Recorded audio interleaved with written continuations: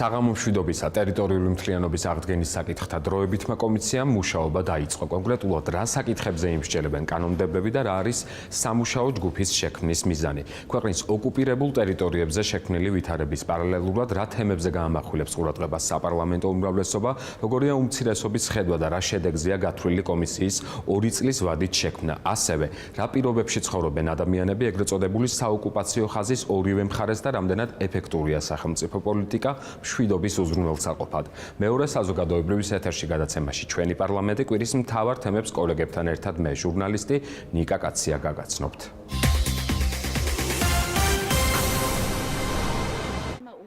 ჟურნალისტი ირმა ოსია ყოველწლიურად ადგილზე ეცნობა და აშუქებს აფხაზეთის ოკუპირებულ ტერიტორიაზე მცხოვრები ხალხის პრობლემებს.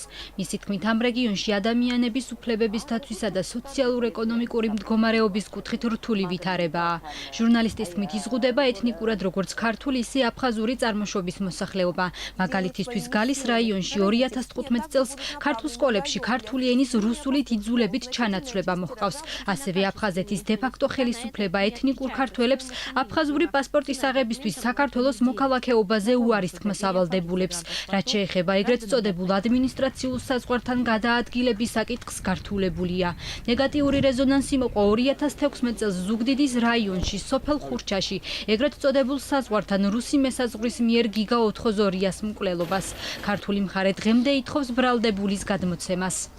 საერთოდ მთელ ტერიტორიაზე არ არის კარგი განვითარება, კაი მდგომარეობა, ყველა მხრივ გინდ კრიმინალი იყოს, სწავლა იყოს, სამედიცინო მხრივ იყოს, ყველაფერი არის დამოკიდებული რუსეთზე და რუსეთი მე ვიტყოდი რომ ისე აქტიურობას არ ღებულობენ ამ ყველაფრის განვითარებაში.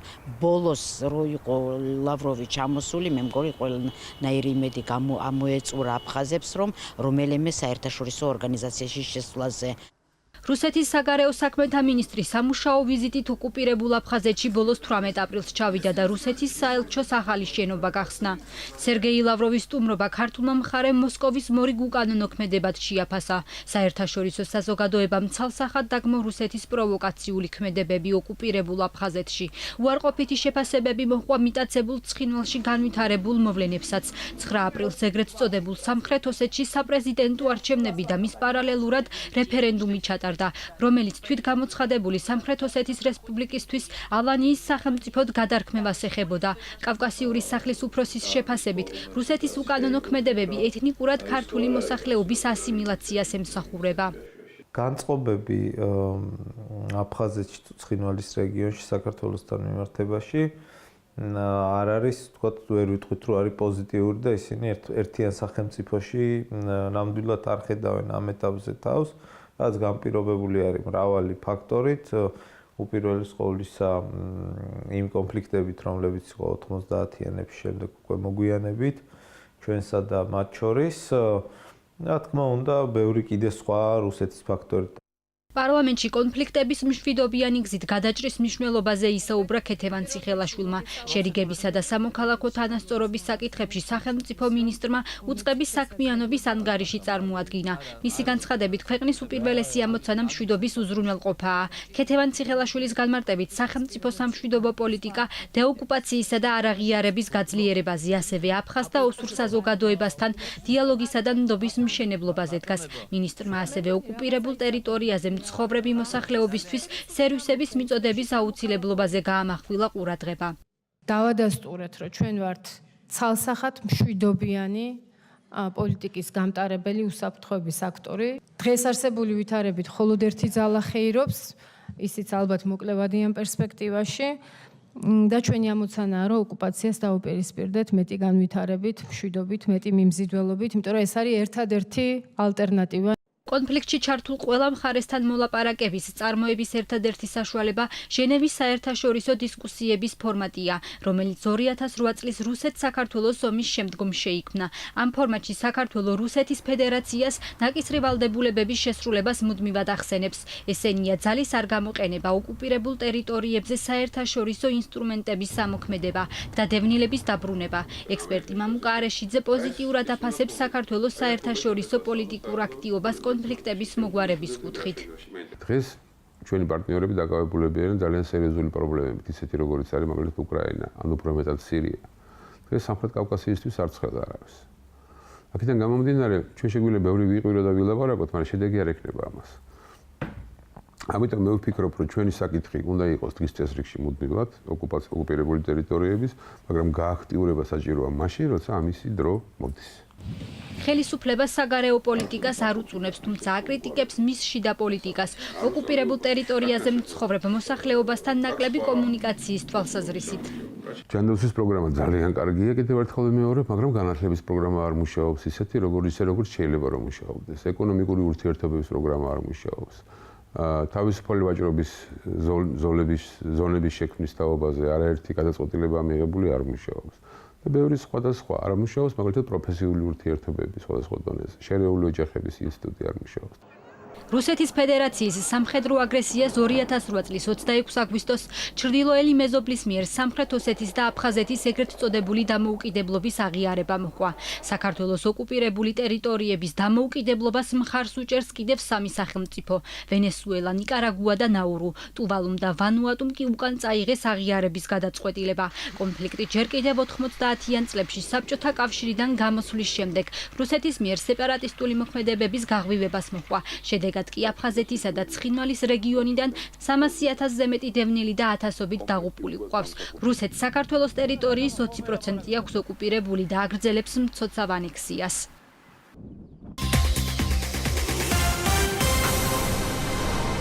ბატონო გედევან, ძალიან დიდი მადლობა იმისთვის, რომ დაგვითმეთ, რომ ტერიტორიული მთლიანობის აღდგენის საკითხთა კომისიის პირველი სამუშაო შეხვედრის შემდეგ უკვე მნიშვნელოვანი მოლოდინი გაჩნდა, რომელთან დაკავშირებითაც საზოგადოებასაც აინტერესებს ალბათ ის მიზანი, რისთვისაც 2 წლის ვადით შეიქმნა კომისია და პირველ რიგში რა გათვლები გაქვთ და როგორ ფიქრობთ, როგორი იქნება შედეგი, მე გულისხმობ იმ ფონზე, როცა ვიცით თუ რა ვითარებაა ოკუპირებულ ტერიტორიებზე. ჩვენი კანონმდებლობა და პარლამენტის რეგლამენტი კერძოდ ითვალისწინებს ამ კომისიის არსებობას. წინამორბედის პარლამენტში ეს კომისია ფუნქციონირებდა, ბატონო გიაულსკი ხელმძღვანელობდა კომისიას. კანონმდებლობა ეხლა ჩვენ პირდაპირ გავალდებულებდა ამ კომისიის შექმნას და მე მართლაც მგონია, რომ სამდროს პრობლემა რეალურად გვაქვს და ჩვენ გვჭირდება სამთავრობო კონტროლი, უპრიანი არის ასეთ ცალკე კომისიის არსებობა ამ საკითხთან დაკავშირებით და არა რომელიმე მუდმივ მოქმედ კომიტეტზე ამ ფუნქციის დაკისრება. ამ შემთხვევაში მე გულისხმობ საპარლამენტო კონტროლს მთავრობასთან მიმართებაში ტერიტორიული მთლიანობის აღდგენის საკითხთან დაკავშირებით. მგონია, რომ ეს ფორმატი ჩვენ პირველ რიგში გვაძლევს იმის საშუალებას, რომ აქ და ამის რესურსი მართლაც არ ემიტრო კომისიის წევრებს შორის იყო ამაზე საუბარი და თანხმდებით, რომ აქ პარტიულობა უნდა გადაიდოს გვერდზე, თავარი მიზანი არის პოზიციების შეჯერება და იმ კონკრეტული იდეების ჩამოყალიბება, რომელიც საშუალებას მოგცემს მთავრობასაც მიმართოთ შესაბამისი რეკომენდაციებით, კონკრეტული ნაბიჯები გადავდგათ ტერიტორიული მთლიანობის საკითხთან მიმართებაში და პირველ რიგში უნდა შევთანხმდეთ საერთო სტრატეგიაზე ამ მიმართულებით. მთავრობას თავისი პოზიცია აქვს.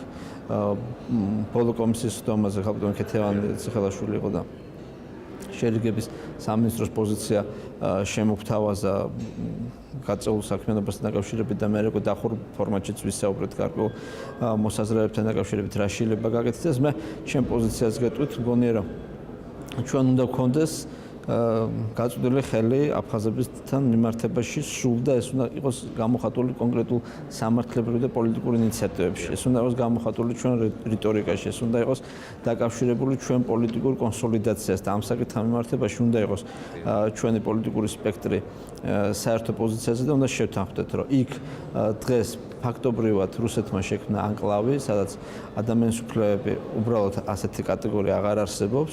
იქ მაცხოვრებელი ხალხი არის რეალურად მძევლად აყვანილი და ჩვენ ერთის მხრივ არაღიარების პოლიტიკის და იქაური თავრობის გარკვეულ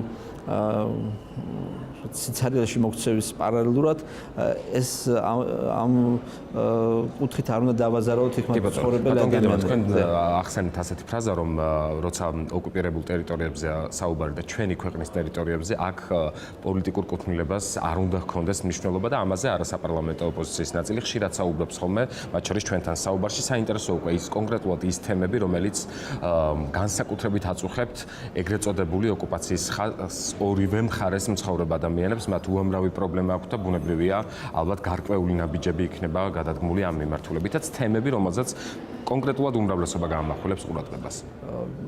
ბუნებრივია, ხა ჩვენ სამინისტროებთან ამ მიმართულებით მაქსიმალურად ვითანამშრომლებთ, ხა ჩვენ ვიცით, რომ ყველა სამინისტრო თავისი მიმართულებით რაც შეუძლია აკეთებს მაგ კუთხით.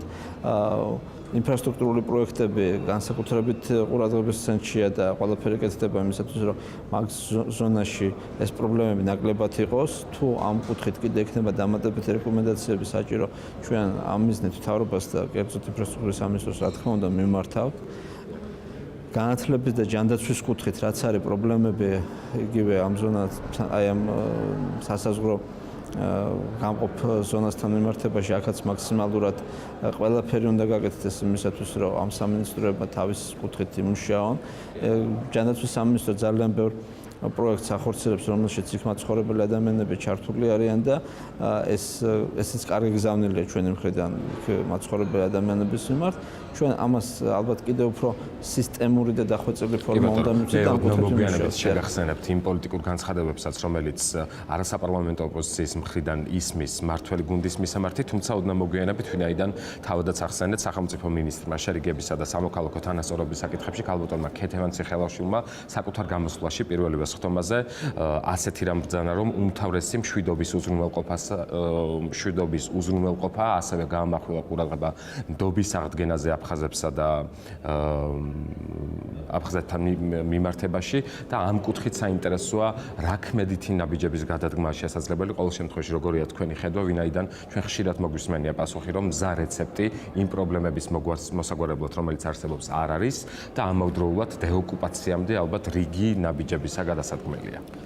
ბუნებრივია, ხომ მზა რეცეპტი რო არსებობდეს, ალბათ ყველაზე კარგი გამოსავალი იქნებოდა, მაგრამ ახლა ანალოგიური კონფლიქტური რეგიონების მიმართ მსოფლიომ სამწუხაროდ ვერ შეიმუშავა ესეთი მოდელი, რომელიც სრულად გადაწყვეტოდა მსგავს პრობლემებს.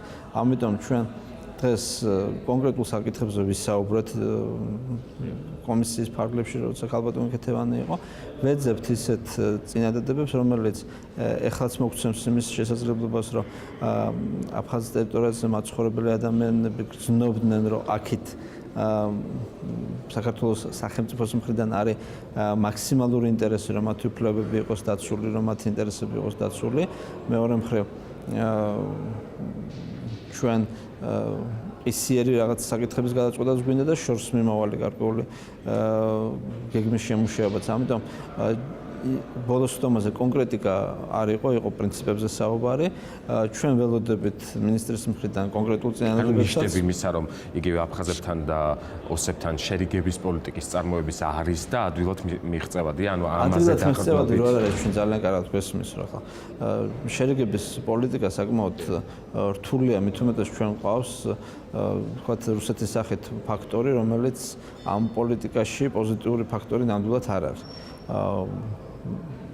მე ძალიან კარგად მესმის, რომ ვიღაცას არ აწყობს, რომ ჩვენ შევრიგდეთ და კავკასიაში იყოს სიმშვიდე და ერთიანობა და ქართულ სახელმწიფოშიც ყველა ეს ეროვნება, რომელიც ამ სახელმწიფოს ნაწილი იყო ხანგრძლივი დროის მანძილზე, ჩაერთოს აქ ძლიერი ქართული სახელმწიფოს მშენებლობაში. ვიღაცისთვის ეს შეიძლება პრობლემა იყოს, მაგრამ მე დარწმუნებული ვარ, რომ თუ ჩვენ შიდა რესურსს ამ კუთხით თავს მოვაბავთ და პირველ რიგში ჩვენ უნდა ვიყოთ ერთიანები. მე მაგას ყოველთვის ხაზს უსვამ და კარგად უნდა გავითავისოთ ეს, რომ თუ ჩვენ ერთმანეთში ამ საკითხთან დაკავშირებით ვერ გამონახეთ საერთო ენა, აფხაზებთან და ოსებთან როგორ გამონახავთ? კი ბატონო გედევან, სამწუხაროდ ნაკლები დრო დაგვრჩა, ამიტომ მე თქვენს ნებართვით ორ კითხვას გავაერთიანებ. მე ვახსენე არასაპარლამენტო ოპოზიციის წარმომადგენელთა მოსაზრება იმასთან დაკავშირებით, რომ ისინი მიიჩნევენ, რომ უმრავლესობაში მართველ გუნდში სულ უფრო ნაკლებად ისმის ის განცხადებები, რომელიც მნიშვნელოვანია ისმოდეს და გულისხმობენ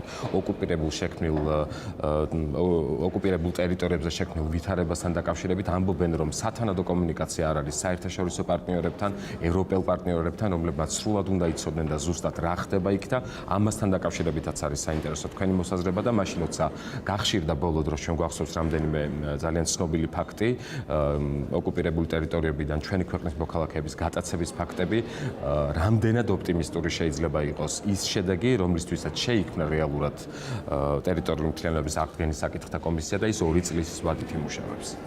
ეცეთ რა შესაქმე თავრობის ქმედებებზე ან ვთქვით კრიტიკული საუბარი ამ ეტაპზე ჩემი აზრით არ არის სწორი, იმიტომ რომ ის რესურსი რაც საგარეო საქმეთა სამინისტროს აქვს, რაც სხვა სამინისტროებს აქვს, ჩემი აზრით საკმაოდ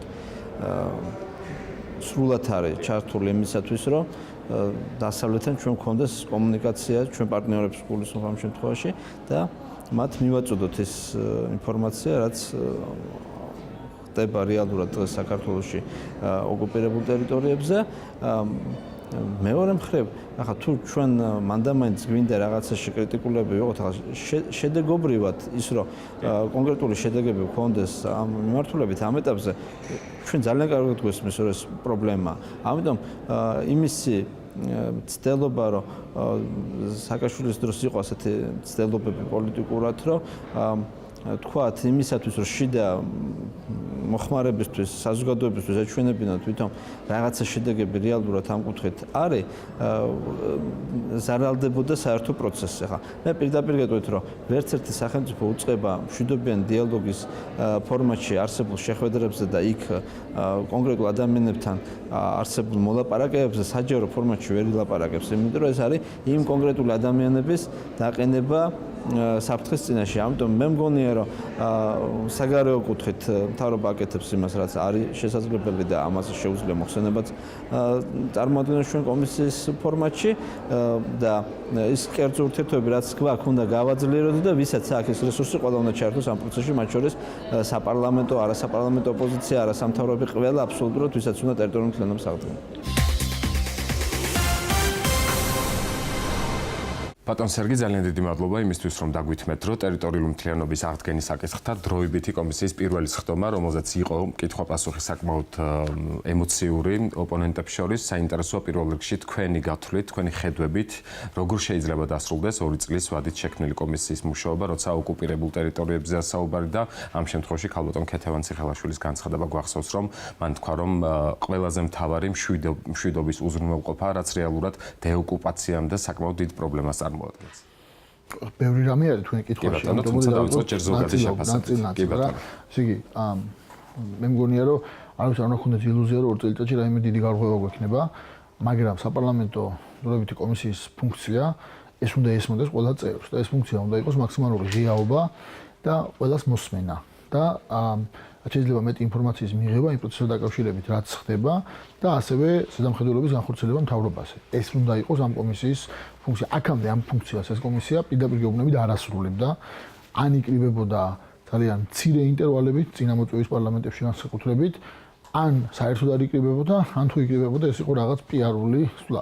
მე მაქვს იმედი, რომ ამ კომისიის ფარგლებში ჩვენ ყოველ შემთხვევაში ევროპული საქართველოს ამას შევეცდებით, რომ მაქსიმალურად იყოს ღია, რაც შეიძლება მეტი ადამიანი მოვიდეს, რაც შეიძლება ბევრ კითხვას უპასუხოს, არა მარტო დეპუტატების, არამედ საზოგადოების წარმომადგენლებს. ახლა პირველ სესიაზე უკვე გამოჩნდა ეს პრობლემა, იმიტომ რომ იქ იყო კონკრეტული ჯგუფი ადამიანების მოსული, აფხაზთა კრება, რომელთაც აქვს სრული უფლება ესეთ კომისიის ხდომებს დაესწრონ, იმიტომ რომ არიან დევნილები, აინტერესებთ ტკივართ თავიანთი რეგიონის აიდანაც არის ისინი გამოდევნეს ძალით და მათ აქვს კონკრეტული კითხვები. და მე მგონია, რომ ყველაზე კარგი მიდგომა იქნება ასეთი ადამიანების პირველ რიგში მოსმენა, მათი კითხვების მოსმენა, მათზე პასუხების გაცემა და მათი ინტერესების გათვალისწინება. ამიტომ ჩემი და ჩვენი პოლიტიკური ძალის ამოცანა ამ კომისიის ფარგლებში იქნება სწორედ ეს საინტერესოა და მაქსიმალური კითხვების დასმა და პასუხების. კი ბატონო, საინტერესოა უკვე ის თემები, რომელზეც გაამახვილებთ უშუალოდ თქვენი პოლიტიკური გუნდი ყურადღებას, იმიტომ რომ ამ შემთხვევაში არასაპარლამენტო ოპოზიციიდან მართული გუნდის მისამართით კონკრეტული მოთხოვნებია და ისინი თვლიან, რომ სათანადოდ არ აქტიურობს საერთაშორისო ასპარეზზე, მაგალითად მართული გუნდი, ამაზე ოდნავ მოგვიანებით, თუმცა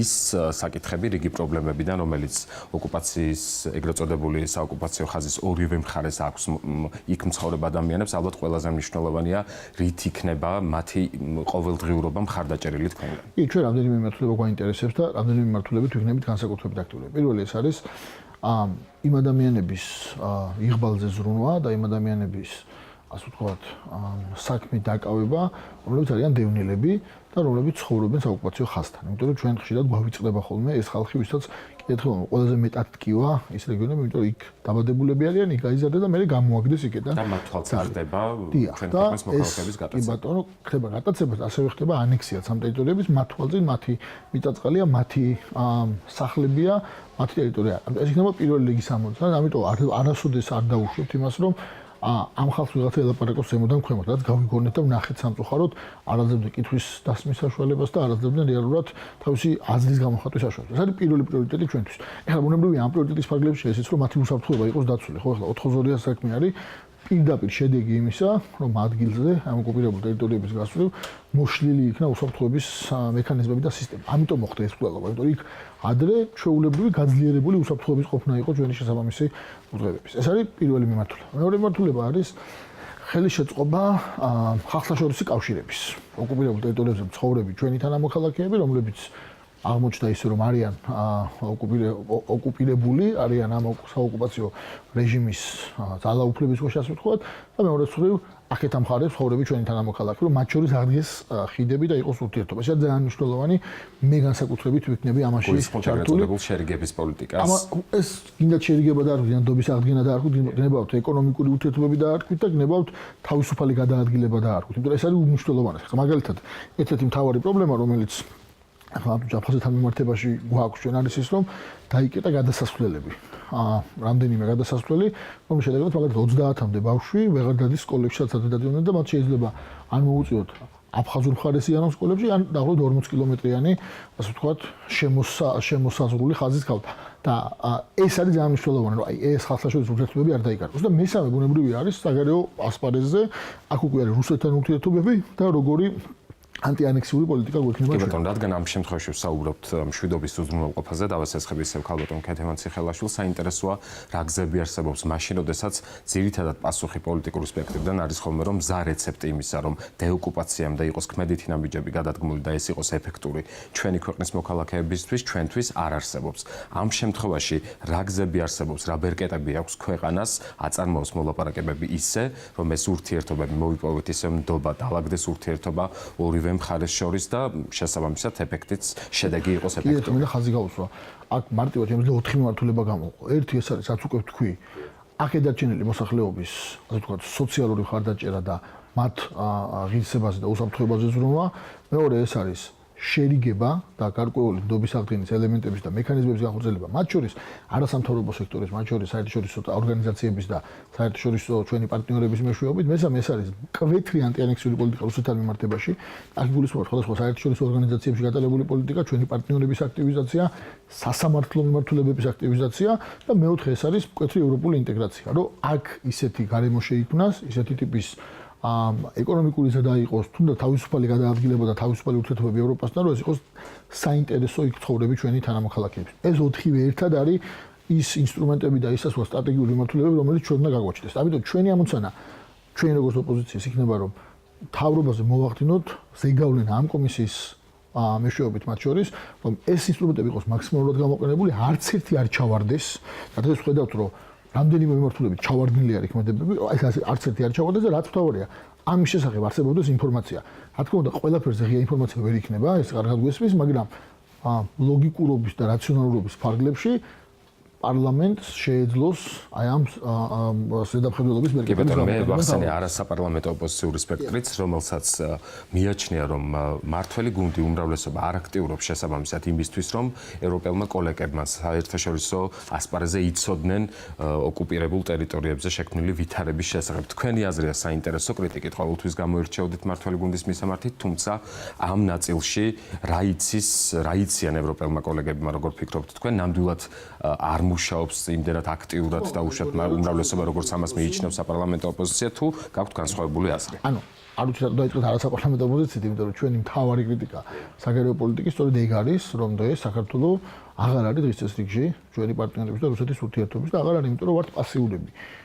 ეს არის ჩვენი კრიტიკას არიზიარებს მართველი გუნდის ერთ-ერთი წევრი, რომელსაც ჩვენ ვესაუბრობთ. რა თქმა უნდა, არიზიარებს, მაგრამ ფაქტია, რომ ესე არის. მარტო მაგალითები შემიძლია მოგიყვანოთ. ასე მაგალითად, ბოლო რამდენიმე კვირის განმავლობაში იყო რამდენიმე მაღალი დონის ვიზიტი.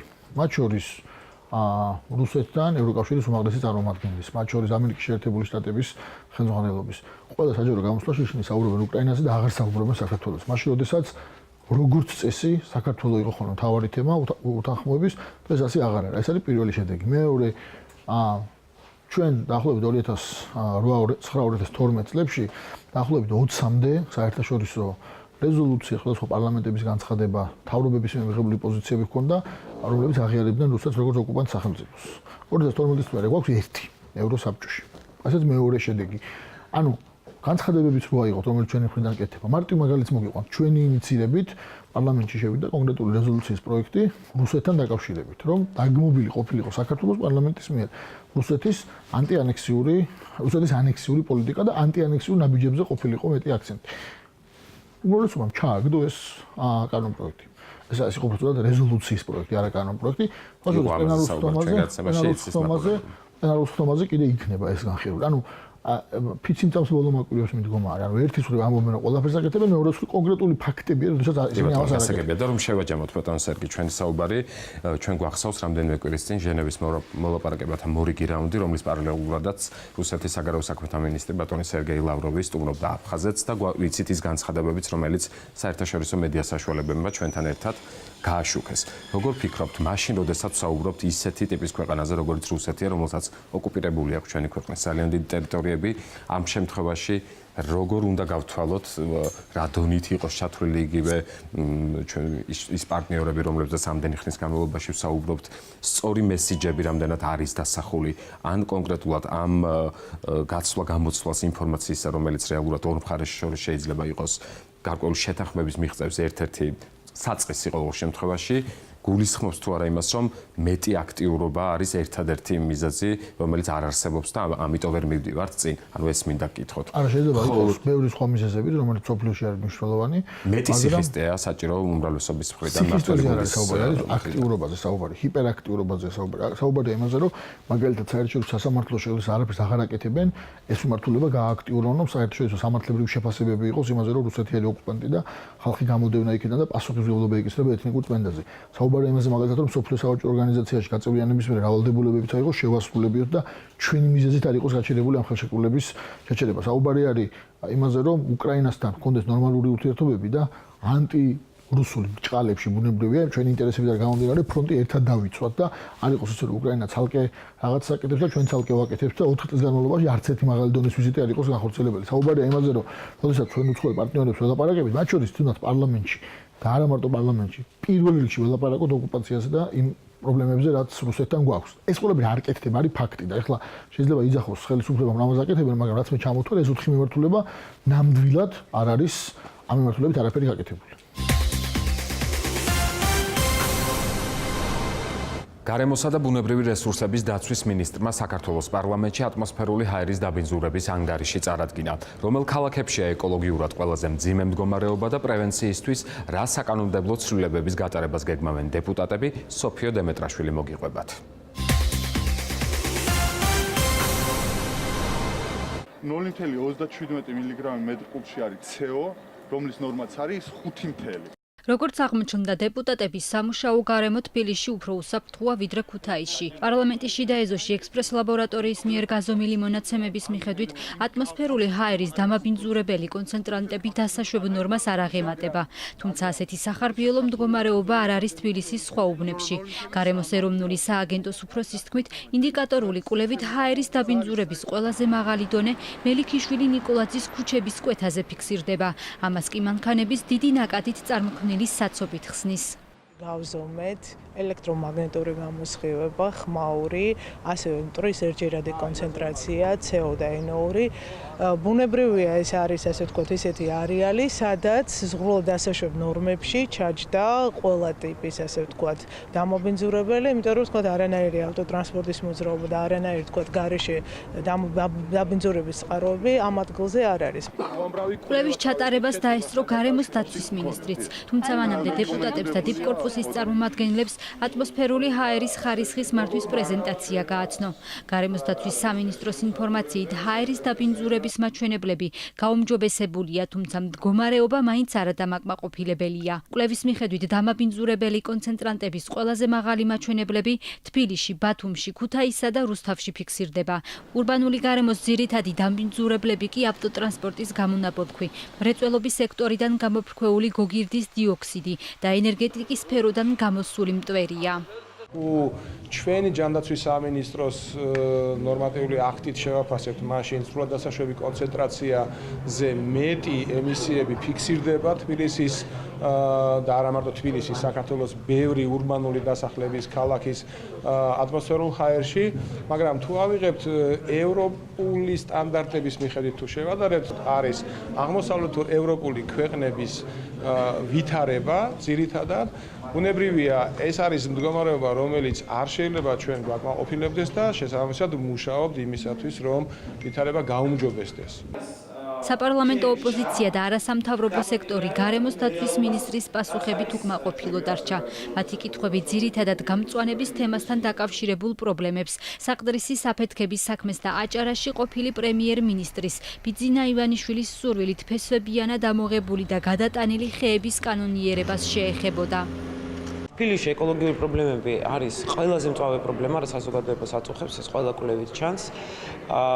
და ამის მიზეზები არის კომპლექსური, ეს დაწყებული ტრანსპორტი არის ერთ-ერთი მთავარი წყარო, მოუწესრიგებლობა, ასევე მშენებლობების საკითხი და ასევე ზოგადად როგორ უვლით ჩვენ მწვანე საფარს.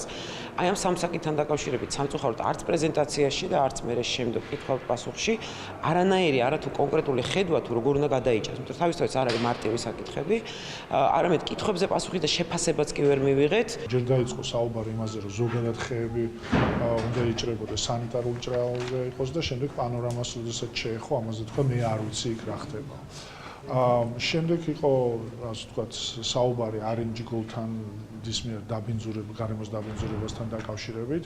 იცით თქვენ, რომ ხელისუფლება პროტექციონისტულად არის განწყობილი ამ კომპანიის მიმართ, როდესაც ვიცით, რომ მან გაანადგურა კულტურული გარემო, საყდრისი ააფეთქა და ეხლა აბინძურებს ეკოლოგიურ გარემოს. შეგიძლიათ ნახოთ გარემოს დაცვის Facebook-ის გვერდზე, როგორ დააჯარიმეს კახეთში მეწარმე, რომელმაც ააჭრა 5 სანტიმეტრიანი ფენა ბალახის, თუმცა აჭარაში იქ ხდება ვანდალური ჩარევა ნიადაგში და ის სრულიად დაუსჯელი და კანონიერია თურმე. საპარლამენტო უმრავლესობა უმცირესობას პოპულიზმში ადანაშაულებს. ზაზა ხუციშვილის თქმით, ეკოლოგიური პრობლემების გადასაჭრელად დაიხვეწება საკანონმდებლო ბაზა და გამკაცრდება მშენებლობის სტანდარტები. იგეგმება ავტოპარკის ტექნიკური გაუმჯობესება და გაახალგაზრდავება. ასევე სატრანსპორტო ინფრასტრუქტურის მოწესრიგება და მრეწველობის სექტორიდან ემისიების შემცირება. რაც შეეხება საწვავს, სახელმწიფო კონტროლის შემოღების შედეგად გარემოს დაცვის სამინისტროს ინფორმაციით, ჰაერში ტყვიისა და გოგირდის შემცველობა შემცირებულია. 2017 წელს კი ბენზინის ხარისხი ევრო 5 სტანდარტს გაუტოლდა. მინისტრი იქნება ჩვენთან ხშირი სტუმარი და თხოვნა იყო ოპოზიციის მიმართ, რომ დღეს შევეხოთ ატმოსფერულ ჰაერს და ამას მის დაბინძურებასთან და გადაჭრის პრობლემებთან დაკავშირებულ საკითხებს. მათ ისევ წამოწიეს პოლიტიკური თემები, რომლებიც იყო საყდრისი, ასე ვთქვათ, ხეების ფესვიანად გადატანა და ასე შემდეგ, რომელსაც დღევანდელ თემასთან საერთოდ არავითარი შეხება არ ჰქონდა და მათი კითხვების უმეტესობა იყო პოლიტიკური გამოსვლა, რომელსაც ბოლოში რიტორიკულ შეკითხვას აყოლებდნენ. ჯანმრთელობის მსოფლიო ორგანიზაციის კვლევით ატმოსფერული ჰაერის დაბინძურება წარმოადგენს ავადობის, ინვალიდობისა და სიკვდილიანობის პოტენციურ რისკ ფაქტორებს. ადამიანების ჯანმრთელობაზე უარყოფით გავლენას გარდა ატმოსფერული, ასევე შიდა შენობის ჰაერის დაბინძურებაც ახდენს. გიგლა აგულაშვილის თქმით, ჯერ კიდევ მოსახლეობის დიდი ნაწილი აქტიურად მოიხმარს შეშას. სიკვდილიანობის მაღალი მაჩვენებელი დიდწილად კი სწორედ შენობის შიდა ჰაერის დაბინძურებით არის განპირობებული. გარემოსდაცვის სამინისტრო გარდა პრევენციული ღონისძიებებისა, ასევე გეგმავს ატმოსფერული ჰაერის დაბინძურების მონიტორინგის ქსელის განვითარებასაც.